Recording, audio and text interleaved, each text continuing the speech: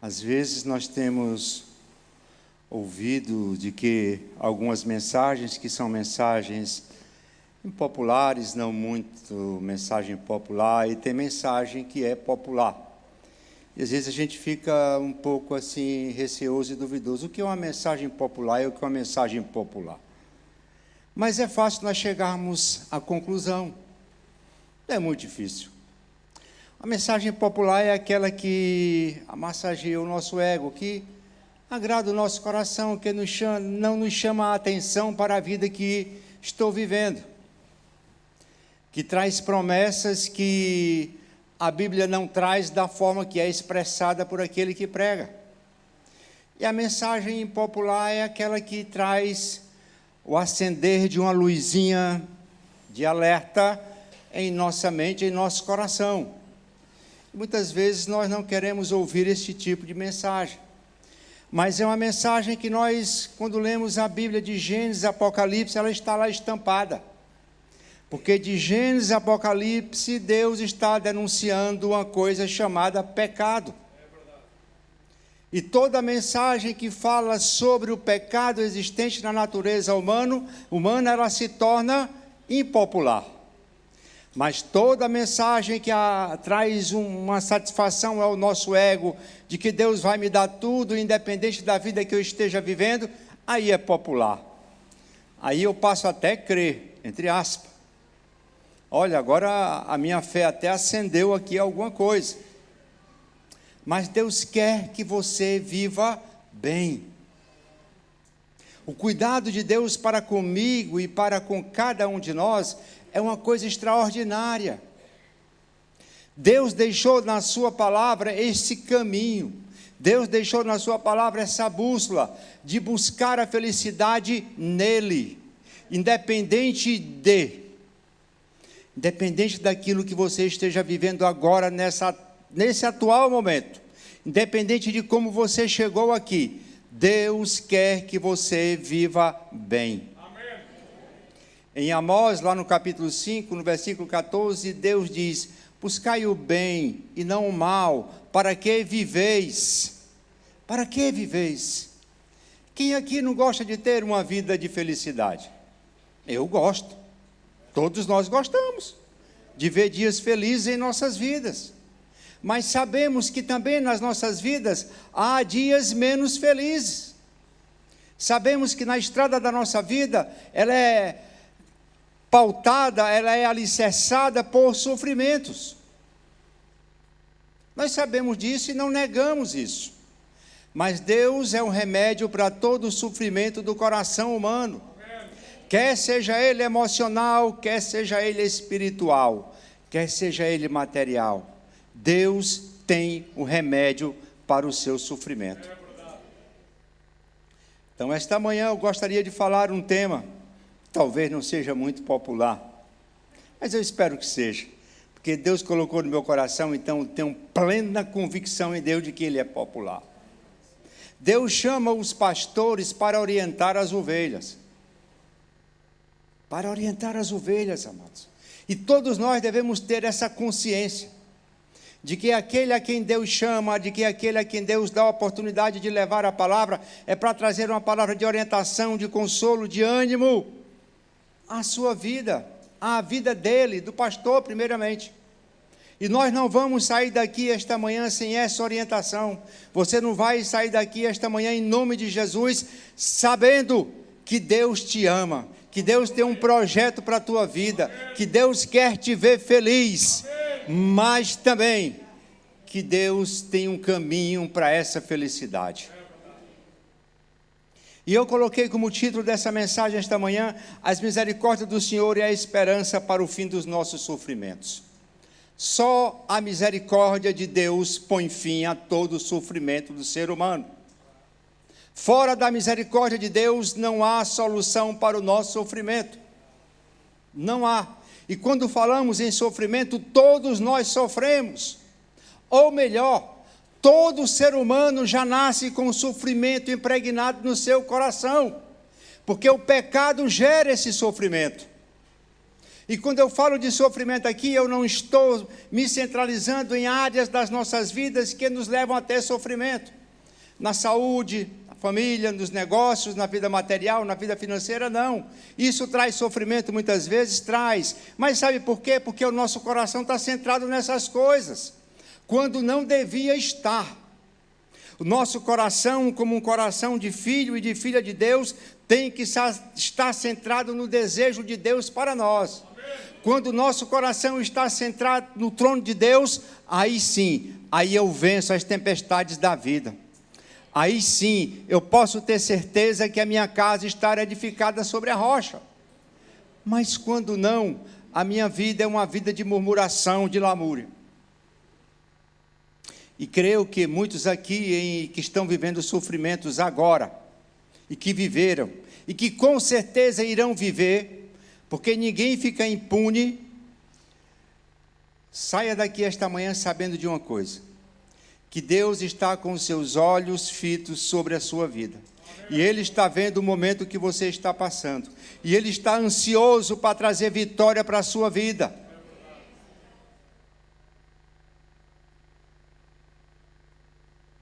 Jeremias, no seu livro de Lamentações 3, no versículo 21, e eu vou ler essa passagem para a gente embasar aquilo que Deus tem colocado no meu coração para nos falar esta manhã.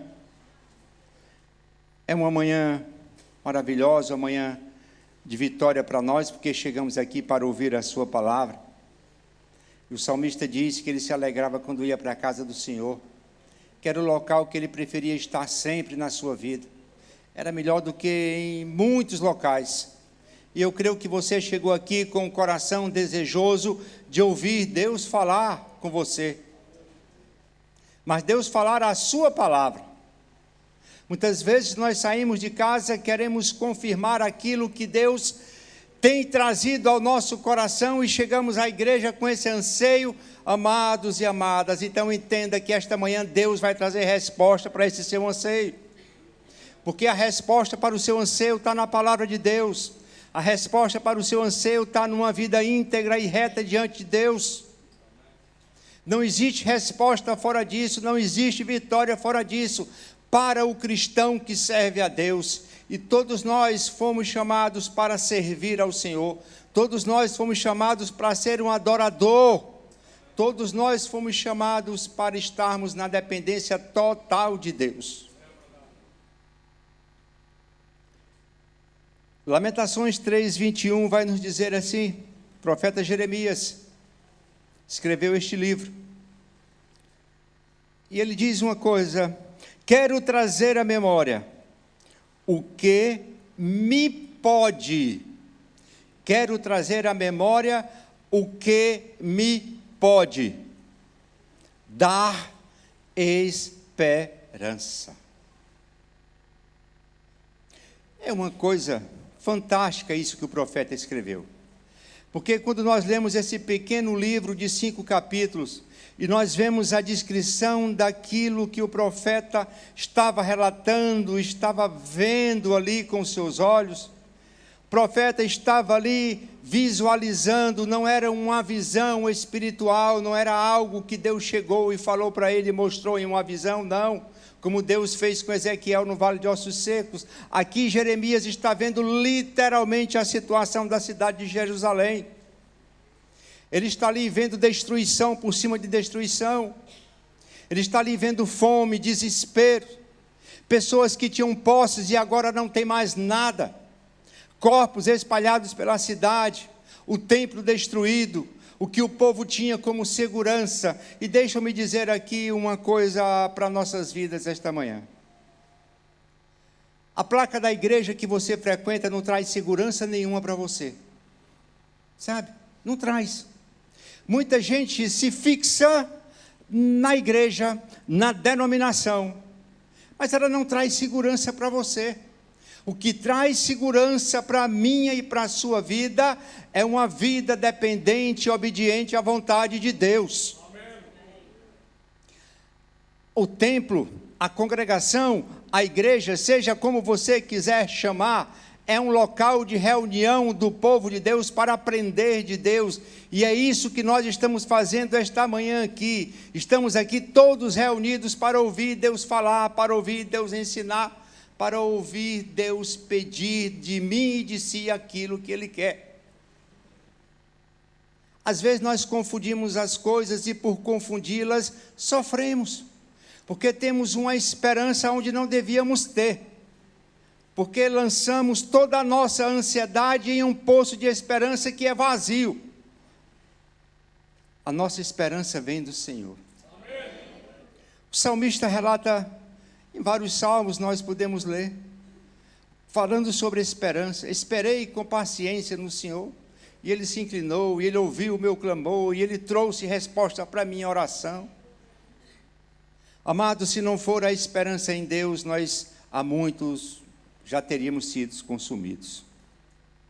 Quero trazer à memória o que me dá esperança.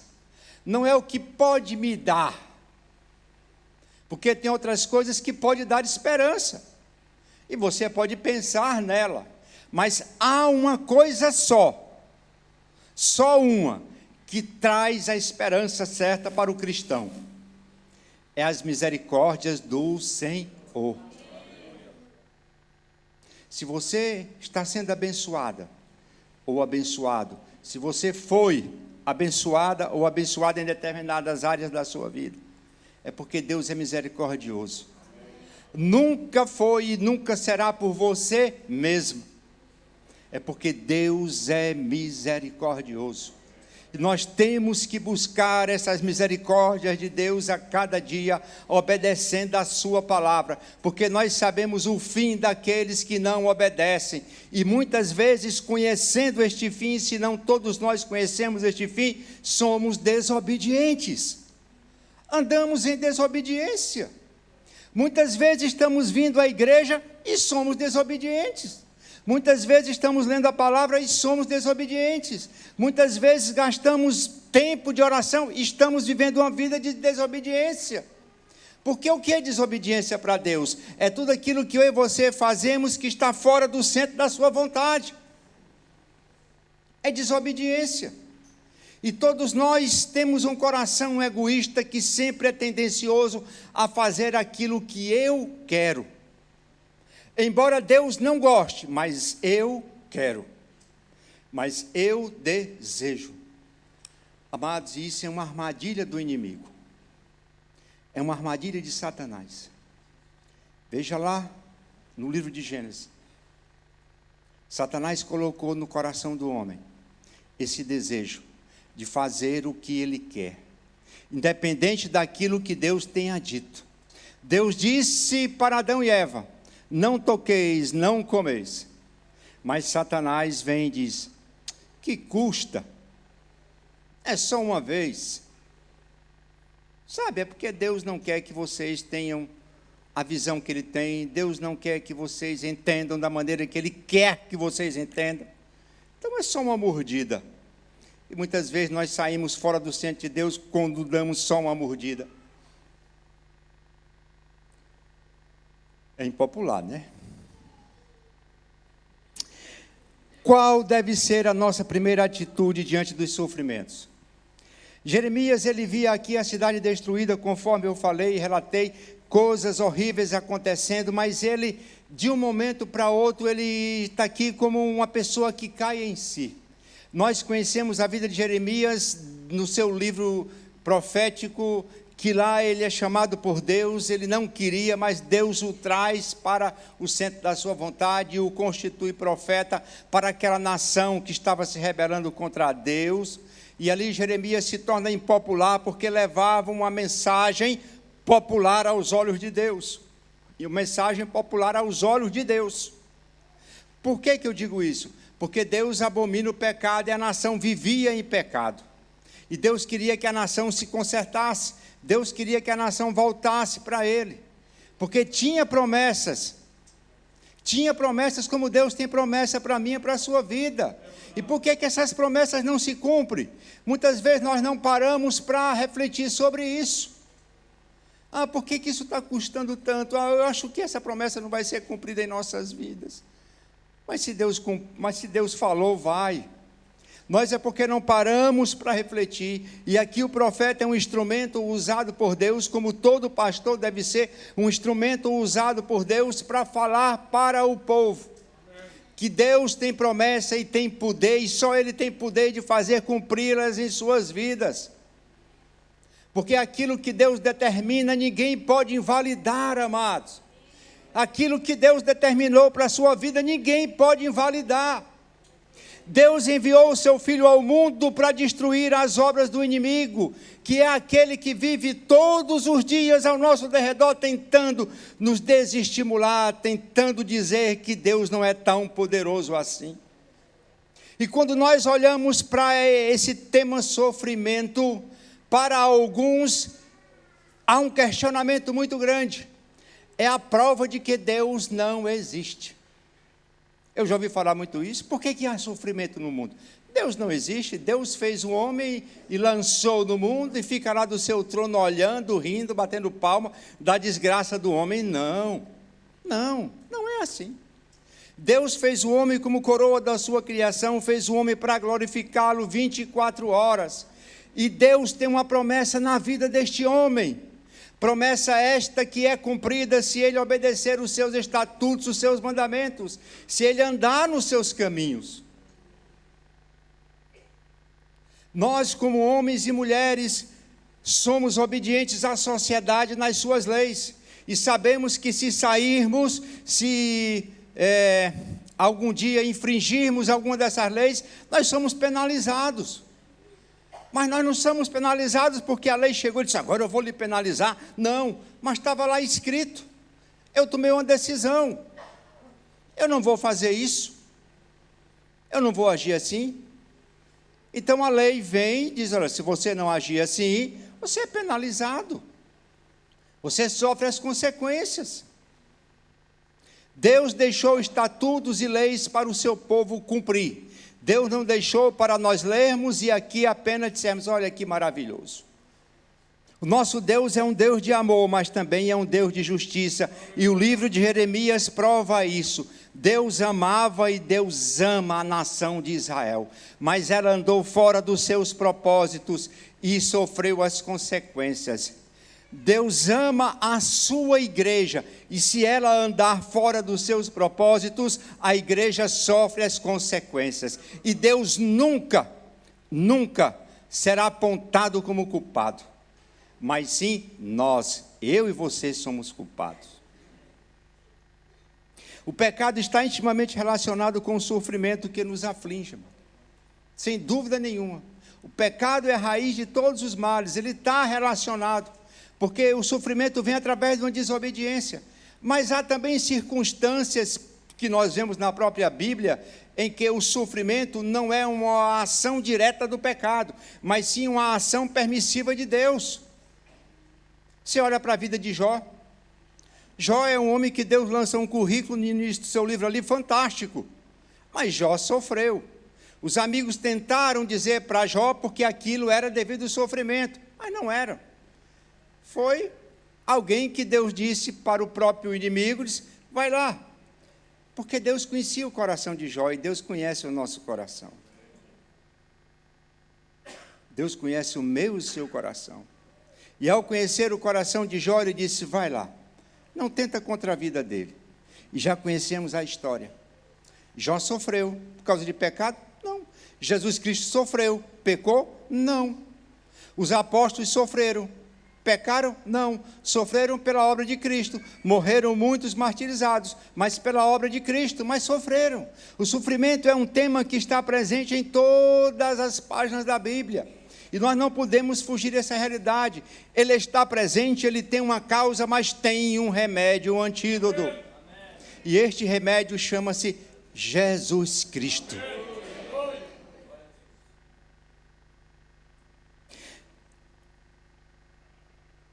Amém? No livro de Jeremias, no capítulo 16, no versículo 10 a 12, Jeremias vai relatar qual era a causa, a consequência do sofrimento do povo de Israel. E esta causa levou à destruição da cidade. Mas, olha, Jeremias pregou aquela nação por 40 anos. 40 anos, não foram 40 dias, não foram 40 meses, foram 40 anos. Falando, trazendo palavras, falando aos sacerdotes, falando aos príncipes das tribos, trazendo a mensagem de Deus. Mas o povo tomou uma decisão: não, essa mensagem é impopular. Você acha que Deus vai destruir? Você acha que Deus vai destruir esse templo maravilhoso? Templo do Senhor. Não é no templo que está a nossa esperança está em Deus. Nossa esperança está em Deus. Para o povo, a esperança estava na religiosidade. A nossa esperança não está na religiosidade, a nossa esperança está em Deus.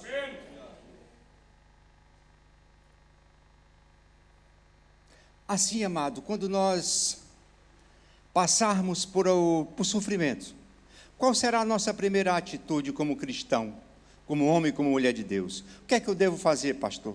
Eu estou sofrendo nesse momento, olha, eu estou sofrendo nesta área, outro vai dizer, estou sofrendo naquela área, estou sofrendo com meu filho, com a minha filha, com meu marido, com a minha esposa, olha, eu estou tendo aqui uma perda financeira na minha vida. A primeira coisa que eu e você devemos fazer, amado, é uma autoanálise da nossa vida.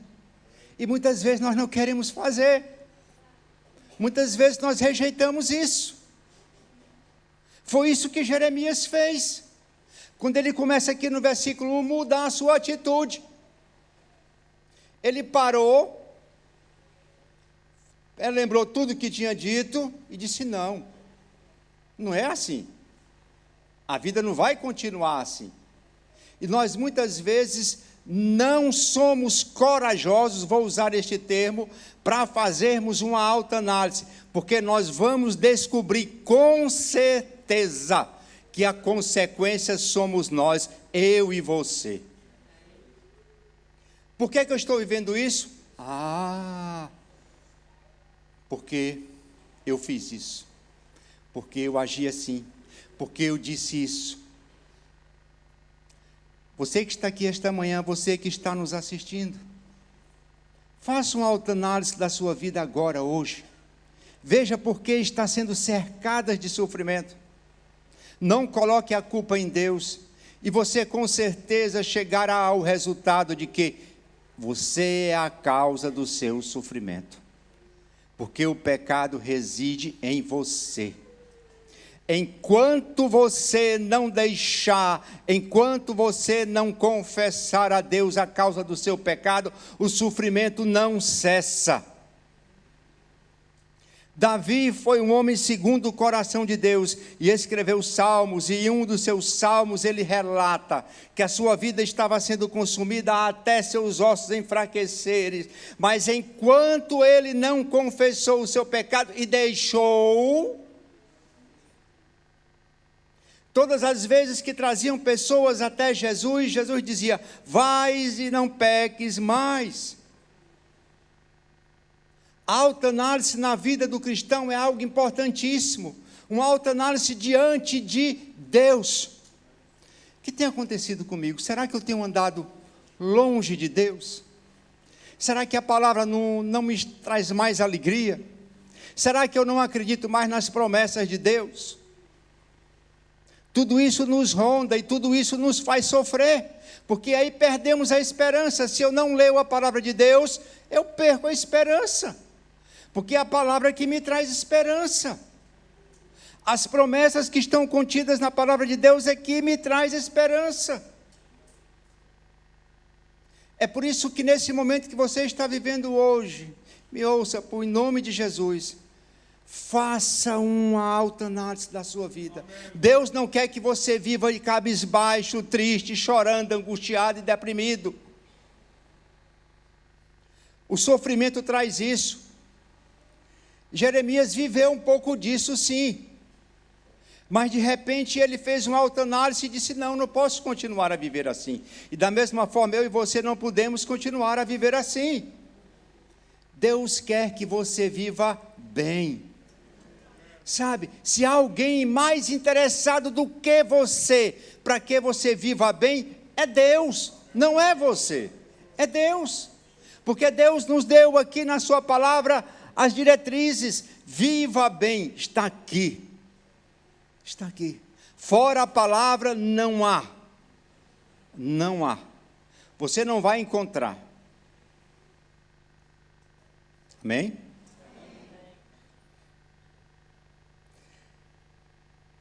Quando eu falei de uma autoanálise, o próprio profeta, em Lamentações 3, no versículo 40, ele vem falando, ele vem dizendo uma coisa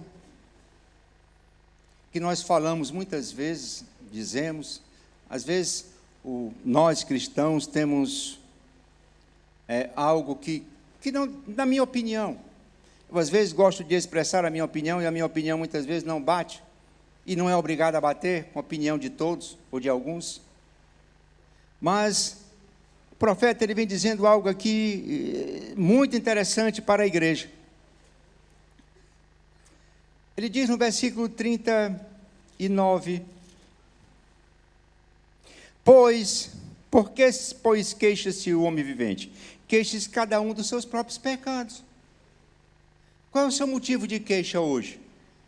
Ah, mas é porque o meu patrão fez isso. Ah, mas é porque o meu esposo, a minha esposa. Ah, é porque o pastor da minha igreja é assim. Não. Não é. Se você fizer uma autoanálise, você verá que não é.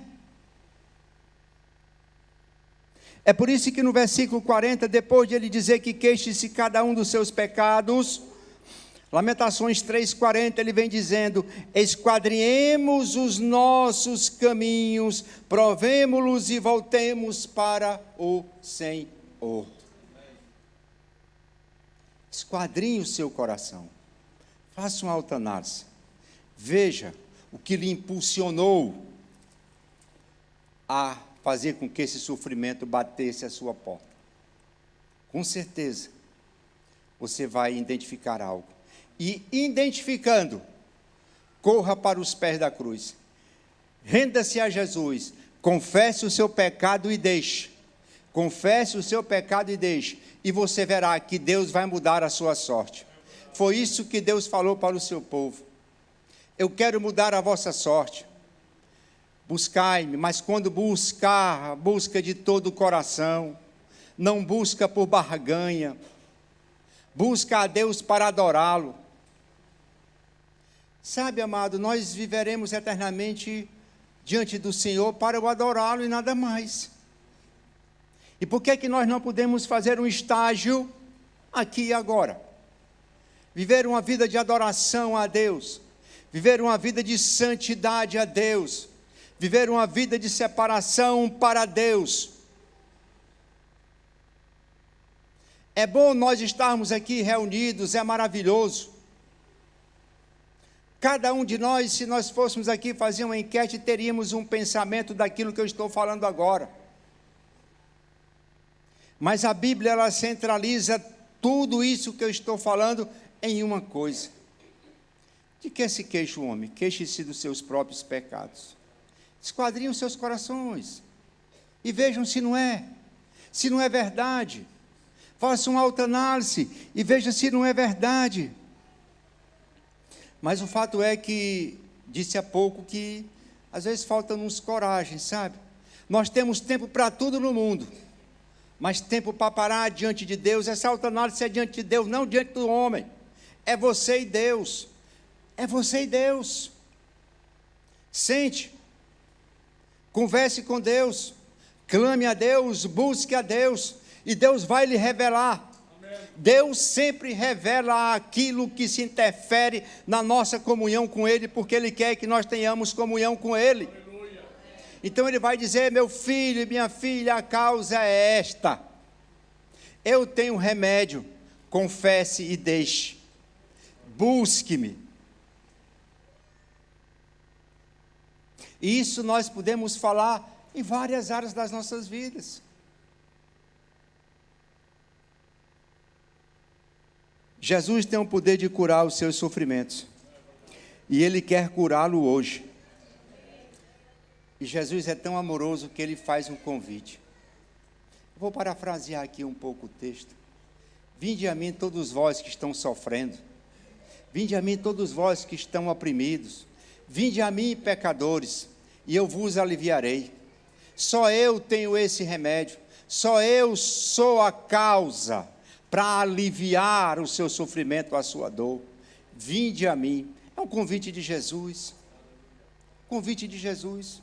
Você que talvez chegou aqui pela primeira vez, você que ainda não fez uma entrega da sua vida a Cristo, hoje Ele está falando com você, vinde a mim. Eu não quero você sofrendo. Eu quero que você sempre ande de bom ânimo. Jesus pagou um preço por sua vida altíssimo. Você talvez desconheça isso. Você talvez já ouviu falar de Jesus de outra forma. Você talvez já ouviu falar de Jesus como aquele que só abençoa, como aquele que só dá. Mas Jesus quer primeiro a sua vida para te abençoar e para te dar. É por isso que Ele te chama, vinde a mim, vinde a mim. Os nossos sofrimentos os nossos sofrimentos estão diante dos olhos de Deus. Sempre Deus está atento àquilo que o seu povo passa. Sempre Deus está atento de suprir as nossas necessidades, independente de. Mas chega um momento que o cálice da ira de Deus transborda. Aí o julgamento vem, aí a ira vem, aí a promessa se cumpre. No povo de Israel havia um dito do Senhor. O Senhor mandou Jeremias falar para o povo, diz lá para o povo, que se eles não voltarem, eles não se arrependerem, eles vão para um cativeiro, que eu vou levá-los. E Deus cumpriu, e Deus os levou para a Babilônia, e nós já conhecemos a história. O cativeiro, amado, é uma coisa horrível para o ser humano. Cativeiro é prisão, e aqueles que sofrem estão presos, e o pecado é essa maior prisão. O homem pecador está preso, ele está refém, mas Deus quer quebrar as correntes que lhe prendem a isso. Deus quer que você seja livre, porque Deus em Cristo lhe chamou para a liberdade. Então, que você o aceite, que você volte, que você se arrependa, que você se entregue a Deus. Jeremias 16:17 diz que os olhos do Senhor estão sobre todos os seus caminhos. Ninguém se esconde de diante de mim. Ninguém esconde-se diante dos olhos de Deus. Por mais ocultas coisas que nós venhamos a fazer, Deus estará lá presente. Eu ouvi certa vez um pregador trazendo uma ilustração sobre, que eu posso aplicar sobre isso, de um homem que era infiel à sua esposa. Este homem tinha uma pessoa que trabalhava em um comércio, e toda tarde ele ia para esse comércio buscar esta pessoa. Mas um dia ele é surpreendido por um amigo. Este amigo era crente. E este amigo chegou lá, passando pelo shopping, tinha algo a resolver, e era uma hora de trabalho, disse, olha, que surpresa, você está por aqui, você está de folga? Não. E o que você está fazendo aqui só? Não, estou esperando aí. Ah, pela sua esposa? Não, estou esperando aí por alguém. Mas por alguém? Mas como? Ah, é assunto que não lhe interessa. Tá bem. Conversa foi. Disse, mas como é que você pode fazer isso? Olha, eu já disse que é assunto que não lhe interessa. E você vai com esse alguém para onde? Ah, mas você é muito infantil. O que você acha que eu vou fazer? Ah, mas... Não, você não podia pensar assim. Você sabe o que eu vou fazer. Eu sei. Mas como é que fica a sua vida? Não, minha vida continua normal. Eu sou homem. E todo homem tem esse desejo. Ah, para lá, mas não é assim. Todo homem deve viver para a sua esposa, e a sua esposa para o seu marido. É assim que a palavra ensina. Ah, eu vou até um motel com essa fulana. Sim, e lá? Ah, mas não é possível que você não entenda o que é que se faz ali. Ah, não, mas... E Deus, onde é que fica na sua vida? Eu tiro da parede e coloco embaixo da cama. Ele estava falando de um crucifixo. Para muitos, Deus está estampado em uma figura. Então, aonde essa figura está, Deus está. Se essa figura não estiver lá, Deus não está. Mas a Bíblia não diz isso. A Bíblia diz que os olhos de Deus estão em todos os lugares. Os olhos de Deus são como chama de fogo. Não há nada que eu e você façamos que fique alheio à visão de Deus. É por isso que nós temos que ter cuidado com o nosso caminhar, com a nossa vida espiritual, com a nossa vida social, com a nossa vida familiar, com a nossa vida participativa na igreja. Que a nossa palavra seja sempre sim. Que a palavra, quando for não, seja não para o pecado, não para aquilo que abomina a Deus.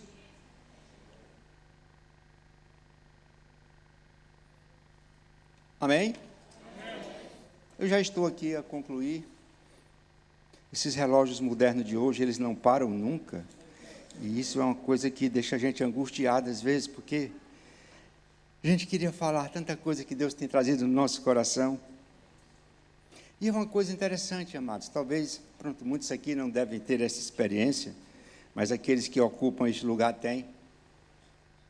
Deus traz uma palavra ao nosso coração, mas Ele não deixa de estar, enquanto a palavra está sendo ministrada, falando palavras, complementando palavras.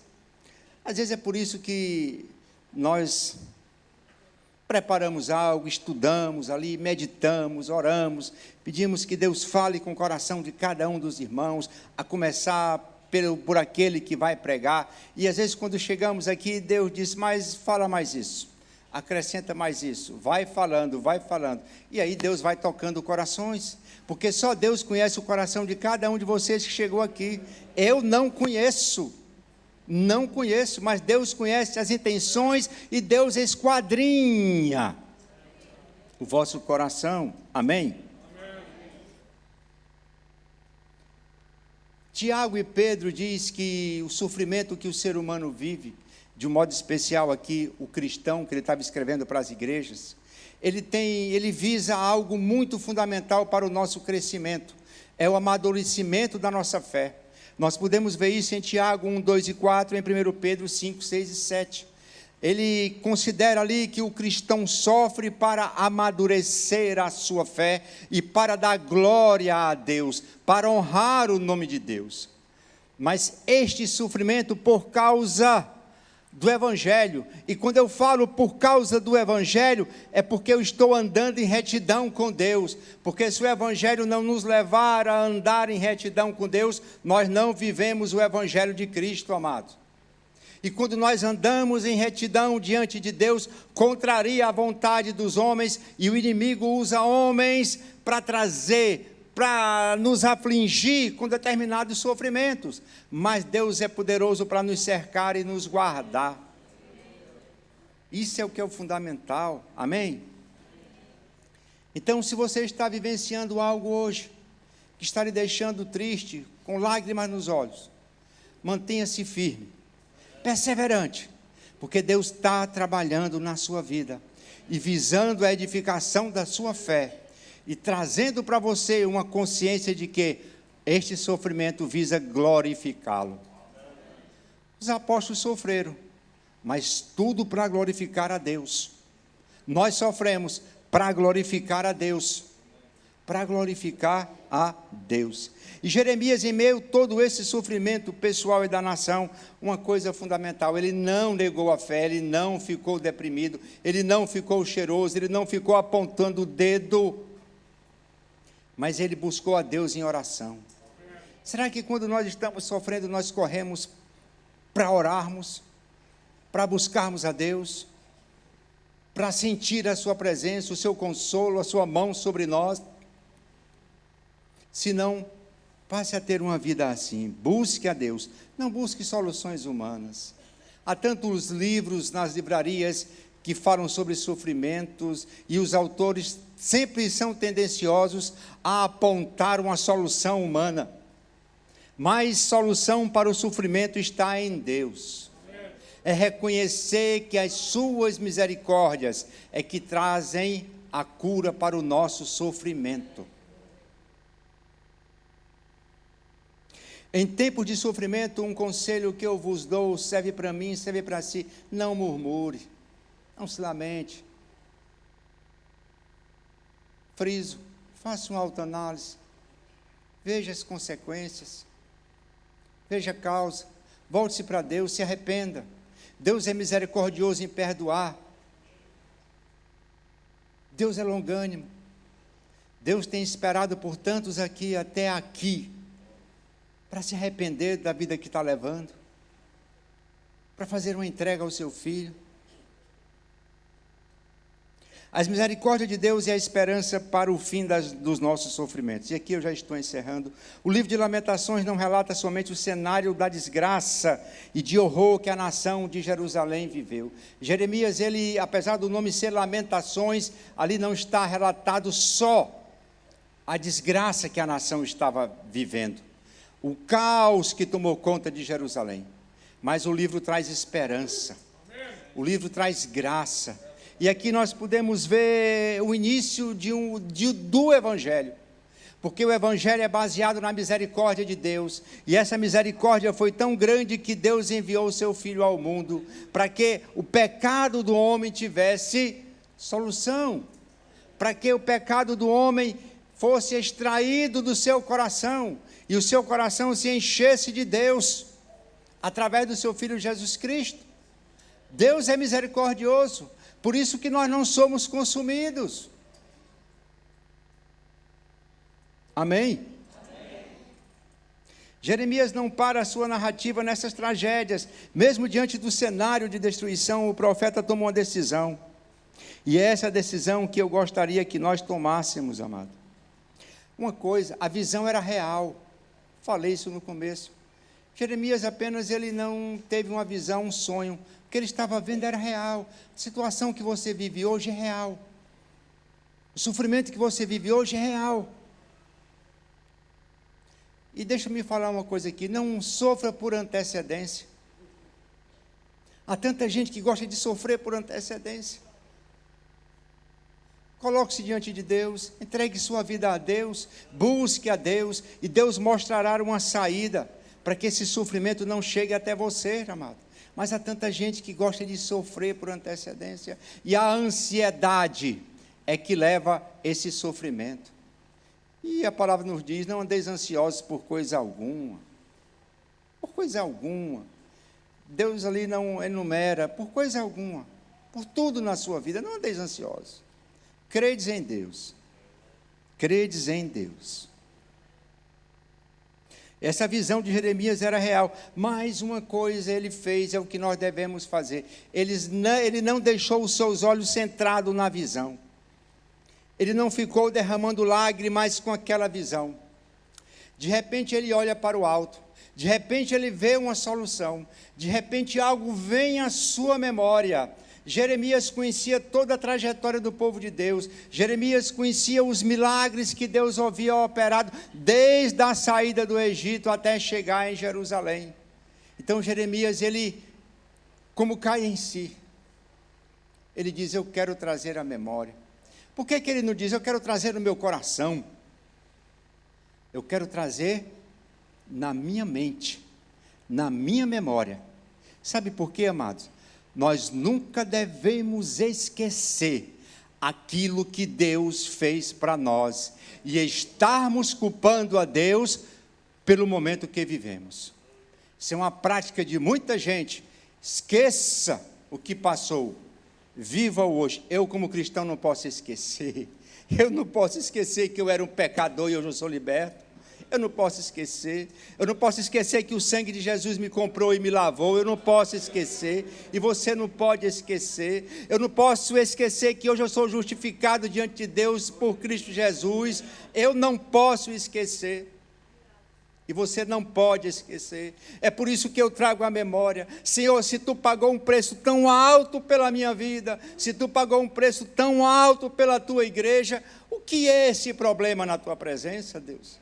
O que é esse sofrimento na tua presença, Senhor? Sabe, muitas vezes nós devemos fazer essa autorreflexão, amados. E deixar de estarmos ali querendo colocar Deus no canto. Pressionar Deus. Deus é maravilhoso. Deus é bom. A palavra diz que Deus é bom. Deus é cheio de bondade. Deus é cheio de misericórdia. Então Jeremias, nesse cenário, ele levanta-se, olha para o alto e diz: ainda há esperança. E isso eu quero que a minha memória nunca esqueça. Aquilo que Deus fez no passado, Ele é capaz de fazer hoje. E Ele fará até a sua volta. Nunca esqueça isso. As bênçãos que Deus já te deu no passado, Ele pode te abençoar hoje novamente, amado. Nosso Deus é ontem e hoje será eternamente. Ele é poderoso.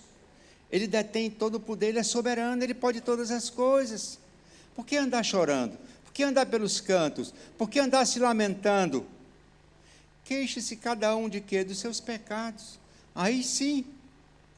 Mas há um remédio.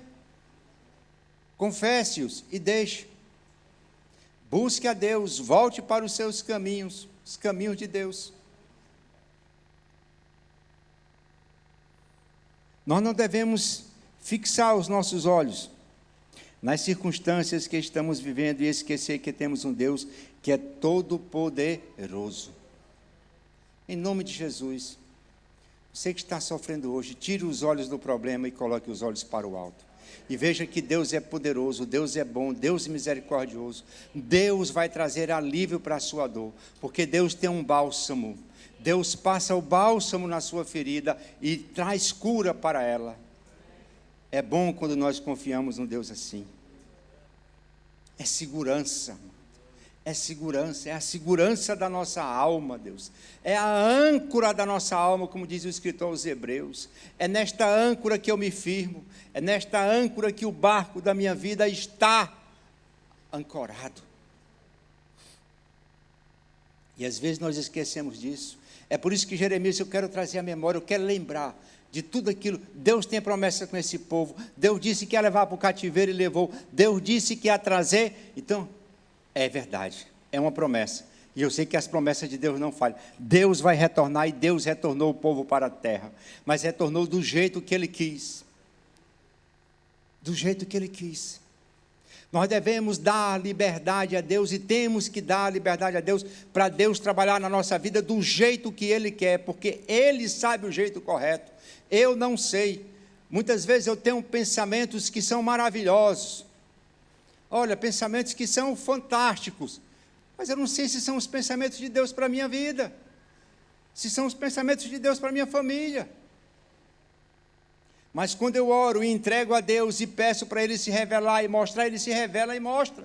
E é isso que falta muitas vezes nós na igreja do Senhor, buscarmos essa presença, de estarmos sempre a lembrar, porque é isso que nos traz esperança, que o Deus de ontem é o Deus de hoje. E será eternamente, amado. Jeremias declara que só em Deus ele tinha esperança. Quero trazer à memória o que me dá esperança. O que é que você tem trazido à memória hoje? É que uma vez já passou por isso e tudo deu mal? É que as coisas não são bem assim porque aconteceu com o José, a Maria, o Joaquim, a Fernanda, o Antônio? E vai acontecer com você? Não. Não. Se você for fiel e obediente, confessar seu pecado e deixar, Deus vai fazer de você uma vitoriosa, um vitorioso. Deus vai mudar a vossa sorte. Isso depende de nós. Essa ação depende de nós. Deus quer. Mas eu quero. Eu me submeto. Nós precisamos avaliar esses conceitos em nossas vidas, amado.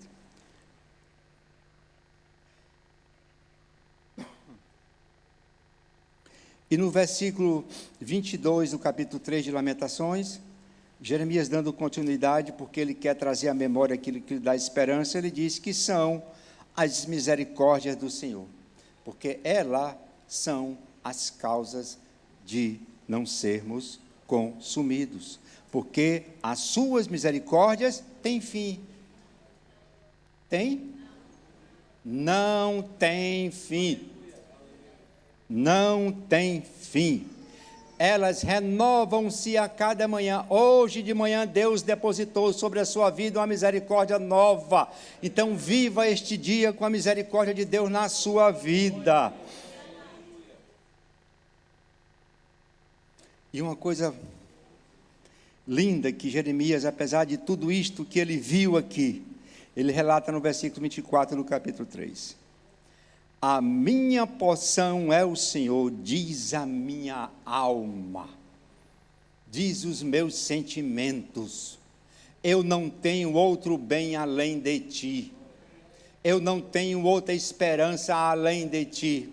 A minha esperança está centrada em ti, só em ti confio, e essa deve ser a sua e a minha oração. Meu Deus, eu estou vivendo isso, eu estou passando isso, mas eu tenho esperança em ti, eu confio em ti, porque só tu és Deus, só tu és poderoso, só tu podes livrar, Senhor amado. Tu és Deus grande, a tua palavra diz que nada pode invalidar as tuas promessas sobre a vida dos teus filhos, daqueles que são fiéis a ti, Senhor amado. A minha porção é o Senhor, diz a minha alma, portanto, esperarei nele. Bom é o Senhor para os que esperam por ele, para a alma que o busca. Você tem esperado em Deus? Você tem vivido Deus na sua vida? Você tem caminhado com Deus? Para onde você vai, Deus está com você? Aonde você entra, Deus pode entrar com você? Aquilo que você fala, Deus falaria. Aquilo que você faz, Deus faria. Você está vendo como tem muitas indagações na nossa vida? Ser cristão, amados, não é apenas um rótulo.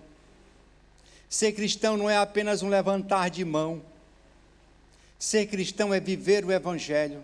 Ser cristão é ter compromisso com o Evangelho. Ser cristão é ser santo. O próprio Deus diz, eu sou santo, e como eu sou santo, sede vós santo também. Vivei separado para Deus. Vivei buscando a Deus. Vivei a vida de Deus. Buscai o bem e não o mal, para que viveis, diz o Senhor. Deus quer que você tenha uma vida cheia de graça e de abundância. Deus quer colocar fim ao seu sofrimento, às suas dores. E Ele tem um remédio. Resta você. Você já imaginou quando nós vamos a algum médico, sentindo algum problema, e o médico passa ali alguma receita, um medicamento, e você não compra, e você não toma, aquilo continua, depois você vai no médico e diz, doutor, continua do mesmo jeito. Ah, mas o remédio não tem efeito. Não, eu nem tomei. Disse, mas como? Como é que você quer que passe essa dor? Como é que você quer que passe esse sofrimento? Sem a palavra, amado. Como é que você quer ter uma vida feliz se não obedece a Deus? Como é que você quer vencer o sofrimento se não obedece à palavra de Deus? Se não confia em Deus, se não espera em Deus, aí não dá, não pode. Então o meu desejo é que você, esta manhã, entenda que Deus quer que você viva bem, que Deus quer algo maravilhoso na sua vida, e que ainda que a figueira não floresça, ainda que a figueira não floresça, ainda que a vide não dê o seu fruto, ainda que não haja gado no campo, continua confiando em Deus, continua esperando em Deus, ainda que o sofrimento dure mais além do que você gostaria que não durasse, continua esperando em Deus. Mas se Deus te levar no meio do sofrimento, creia que você tem um lar eterno para morar com Ele, creia que você irá contemplar o face a face, creia que lá você não chorará mais pelo sofrimento que você tem chorado aqui, porque o próprio Deus vai enxugar todas as lágrimas dos seus olhos. Vale a pena. As misericórdias do Senhor é a causa de não sermos consumidos. Amém, amados? Isso Deus tem colocado no meu coração. Uma palavra de esperança para mim e para você. Espera no Senhor, confia nas suas misericórdias e nós seremos vitoriosos. Amém?